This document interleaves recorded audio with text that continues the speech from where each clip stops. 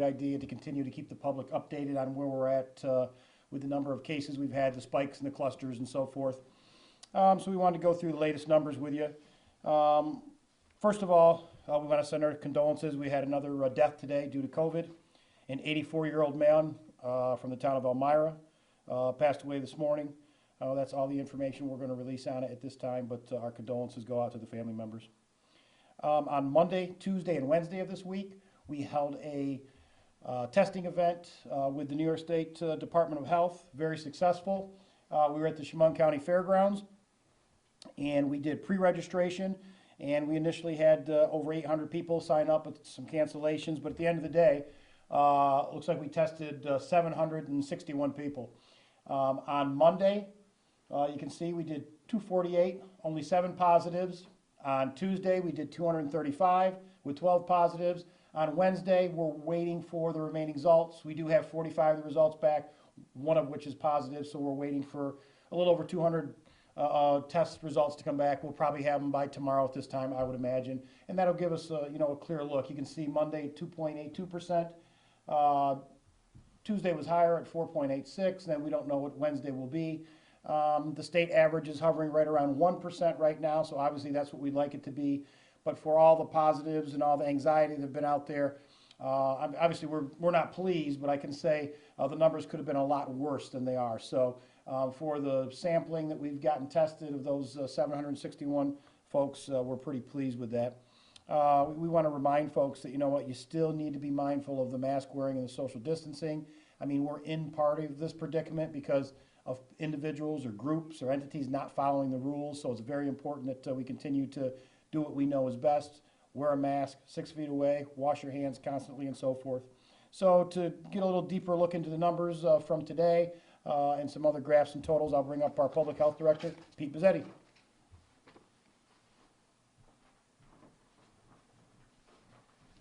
Thank you, Chris. So this is our data report from today.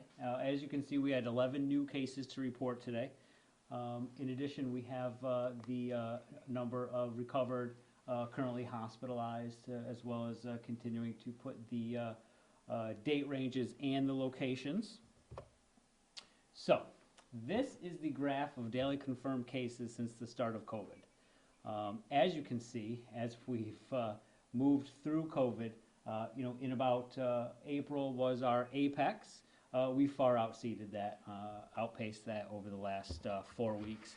In fact, if you take the number of cases we had until about the end of August, and then the cases we've had from the last week of August to now, we've had more in the last month than we had in the whole previous months with COVID. So, I think it bears repeating that we're not out of the woods with COVID, and we still got to stick with the mask use and the social distancing. So as you can see, we've had some pretty high peaks. Keep in mind those higher peaks of 19 and 24 came at the end of a weekend, so that would be the 2 days. It really doesn't make it better, but that would be Saturday and Sunday. So we've been monitoring since the beginning Walmart's numbers. When COVID first started, we had a number of complaints about Walmart. So we required them to submit to us their data on. You guys have seen them. They count the people that are in there, and they also record who wears a mask, who doesn't wear a mask, and then what they do when they do require them to put a mask on, whether or not they comply or not. So as you can see, the graph has shown.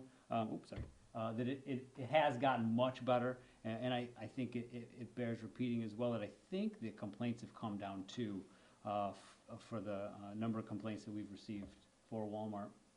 So it goes without saying, as we get more cases, we're going to have more people on isolation and quarantine. That's exactly what the graph shows. In fact, I think if we go back to the first page, it lists how many are on quarantine.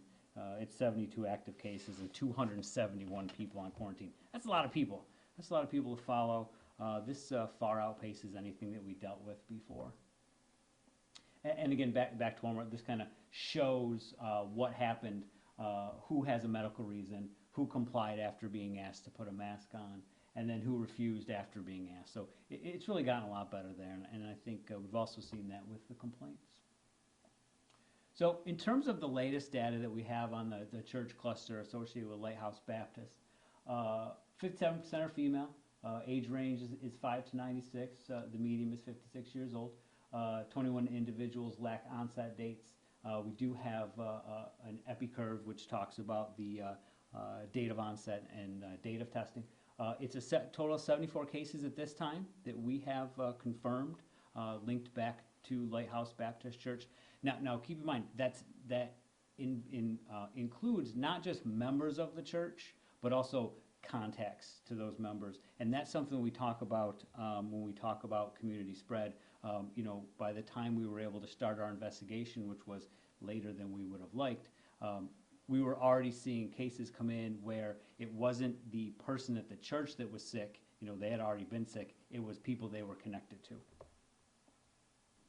This is the epi-curve, and again, this epidemiological data was compiled from state DOH. We had asked them to kind of take a look at our, kind of double check our numbers, so to speak, and give us current updated numbers. One thing I want to point out, the blue line's onset date, so that's the date of symptoms when you start to get sick. The orange line is the collection date. I will say that high peak, that represents that first collection event that we had, where we tested 40 people at the fairgrounds and 21 were positive. So I just wanted to kind of wanted to point that out. So community spread is something we've been talking about a lot. You know, that's where we start to see things where, for instance, with the church, you know, it's not the churchgoers. They were sick and recovering by the time we could start our investigation, and then we're seeing their contacts get sick. And then what we see is the tentacles start to move out into the community, and then we see instances at schools and instances associated with other types of facilities.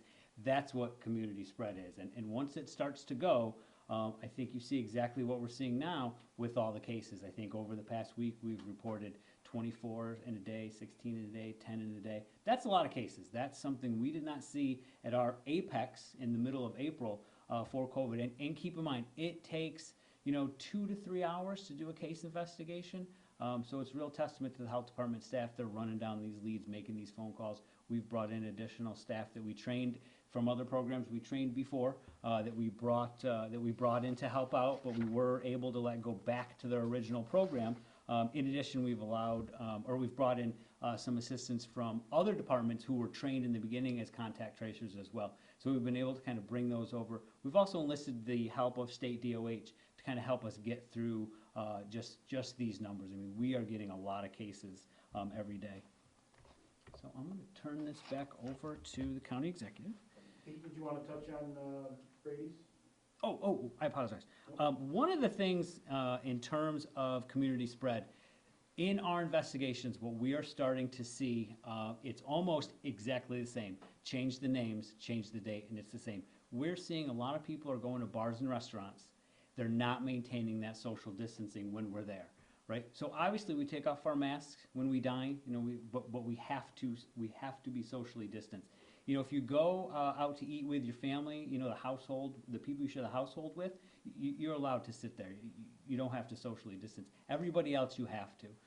One of the issues that we kind of started to really show up very recently had to do with case investigation at Brady's Pub in downtown Elmira.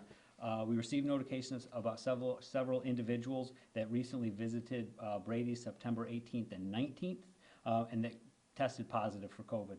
So we're recommending several things. If you visited Brady's Pub, and again, this is 248 Water Street, Elmira, New York, on September 18th or September 19th, we recommend getting tested for COVID-19. You can reach out to Arnett. You can reach out to Cayuga Health Center. They have a drive-up clinic that's pretty efficient. You can contact your healthcare provider, or there's a New York State website that you can go on that shows the closest location of a free clinic.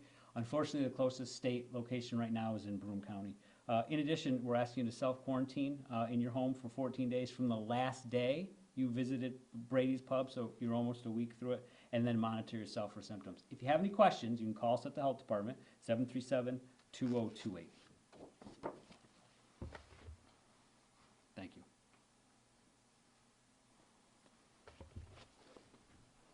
Thank you. You know, so obviously we've been very busy over the past 3-4 weeks. And you have to remember, I know there's a lot of apprehension out there, but remember, we're dealing with the Lighthouse Baptist Church cluster. We're dealing with community spread now, from restaurants, bars, taverns, golf courses. Especially, we want to remind them, although we've approved safety plans for certain tournaments, if you're not going to abide by the safety plans, we're not going to approve any more of them. We don't have the resources or the staff to send to golf tournaments to make sure that everybody is social distancing, everybody is wearing masks. When they eat dinner afterwards, everybody is doing what they're supposed to do. And I mean, we're looking into another possible issue we had at a local golf course this week. So along with that, return to school. That's been very complicated. There's a lot of apprehension there for parents. You have to remember, we're going to have positives in the various school districts. We have teachers and aides and administrators. We have students. It's bound to happen that we're going to have positives and people who are, you know, in those roles. So the school districts have done a great job. They have guidelines provided by the state, provided by the county health department, and what we're trying to do is work with them through those guidelines so they know what they need to do. A lot of self-diagnosis going on out there. If you don't feel good, please don't go to work and spread it to other people. If you're a teacher, by all means, don't go to school. You know, somebody will say, well, I didn't think I had COVID, I just had a runny nose. If you have a runny nose, stay home until you don't have a runny nose. If you have a sore throat, stay home until you have a sore throat or until you can get tested and get those results back. We don't want folks thinking, you know what, it's allergies because the leaves are falling, or it's this or it's that, and you actually have COVID, then, you know, you go somewhere and you accidentally spread it when you didn't mean to. So remember. And on a last note, we've had a couple of individuals break quarantine. I'm here to tell you that the sheriff and the public health director are taking quarantine seriously. If you break quarantine and you're caught, you're going to face a civil penalty. And we're working on some of those cases right now. If the health department puts you under quarantine, that's where you belong. Not at Walmart, not at Wegmans, not out shopping. If you're under quarantine, you belong home. That's where you need to stay. So obviously we're going to focus a lot of our resources in that direction because as we have community spread, if you're positive, why would you go out and jeopardize other people? So again, we're all about education, not enforcement, but you know what? If it comes to the point where we have to be enforcers, then that's what we'll do.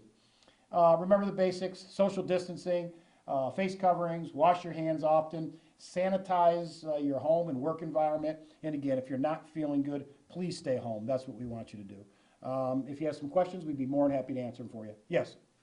So question, you mentioned that you guys had 74 confirmed cases linked to the church. Is that with every county in our area, or is it just Chemung County? Pete, is that just Chemung County, or does that include the other counties that are That's just connected? the Chemung County number. Just Chemung County. And when you have situations, small spikes like that, does it make it easier for you guys to contact trace because everybody's kind of in one spot or everybody was at one place? No, I mean, anytime we have to do a contact trace investigation, it takes up our resources. And you have to remember, you may have, and these aren't all just folks that went to the church. These are people who could be family members or friends who, you know, had contact with somebody who went with the church. So you start going in all different directions. And then, to be honest with you, it turns into the community infected, and then it's really hard to trace back to wherever. So it's tough. We'd rather have no cases and no trace investigations, but everyone is different. Yes? And then the cases that are linked to the BOCES staff member, Elmira High School student, all those recent incidents, are those also linked to the church, or are they separate occasions? I don't believe we have anything right now directing that they're linked to the church. So, no, we don't know that for a fact. And remember, when you get into community spread, you're really not sure. It could be a contact of a contact of a contact, and it gets to the point where you can only trace it just so far. And would you be able to speak to the church possibly hiring a lawyer to maybe come go back open and stuff like that, working with you guys? The church has several guidelines that they need to meet before they're going to be permitted to open, and the county attorney and the public health director are working on that. Once they meet those guidelines, we'll review it and make a decision at that point. And let's not make a mistake about, this isn't about us not allowing people to go to church. Chemung County was one of the first counties in the state to review with the churches. The majority of churches in Chemung County are doing a great job. This is a church who did not follow the guidelines. When you let your congregation not wear masks, not social distance, sing in a choir, not social distance, They were asking for problems and they got it. This isn't about not wanting people to go to church or infringing on their rights. This is about public health. Yes. Now, the attorney from Buffalo that is helping out with the church, they mentioned in a press release that they are asking the county to remove those closure orders, but as you just mentioned with those new guidelines and things like that, what did you say in response? Because I know in that press release they sent out, they also mentioned that there is false claims saying that they weren't practicing social distancing and things like that. What do you have to say? The closure order will remain in effect until such time the county attorney and the public health director deem it safe for the parishioners to go back. As far as them claiming that they were following the rules, we have firsthand information that would say otherwise. And to be honest with you, I'll leave that up to the county attorney to comment on further. I know Pete touched on it a little bit earlier, but could you speak to the success of the drives to the testing at Chemung County Fair? You know what, highly successful. We wouldn't have been able to do it without the New York State Department of Health. So again, we thank the New York State Department of Health. I want to thank the governor's office. We reached out to them in order to set up this 3-day event. But remember, this community spread isn't just here in Chemung County, it's through our region. We've been communicating with our partners in Steuben and Schuyler, and I believe tomorrow and Saturday, Steuben has an event where the state is helping them. So we are advocating right now for the state to give us a testing site closer than Binghamton. It's tough for people to have to drive an hour to go to Binghamton, so we'd love to get it in Steuben or Chemung County. It would be very advantageous, so we'll continue to work with the governor's office to see if we can make that happen. So would that be just like a state testing site, or? The one in Binghamton is a state testing site, yes. Now, that you guys also mentioned saying that when you go out to restaurants and bars, you see people not practicing social distancing. What penalties are those business owners facing? Well, look, I mean, if your food permit gets yanked by the health department, you can't serve alcohol, because to order alcohol, you got to order food first. So you know what, we don't even need the state liquor authority anymore, since you have to serve food. So that comes, you know, that's at the county level. And people don't pay attention. I went to lunch today. I saw 2 customers come in. There's a server without a mask. I'm not sure who's not getting the message, but I got to be honest with you. The health department is out there in full force, so wear your mask. You can take it off when you sit down after you've ordered to eat, but you know what? People shouldn't be at the bar ordering drinks. You got to order them from your tables. I mean, we've gone over the rules. We're more than happy to educate anybody that's not familiar with them again. But you know what? Once you've been educated and warned a couple of times, obviously if the sheriff and the public health director and his staff have to show up, that's what we'll do.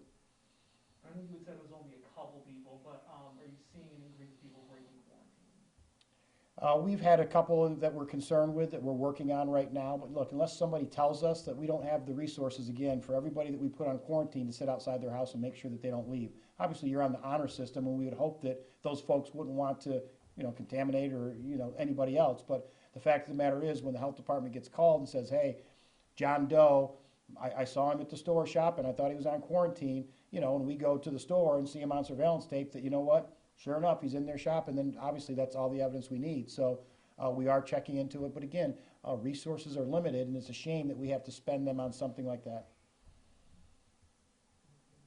All right? All right, I want to thank everybody for coming. Have a great evening.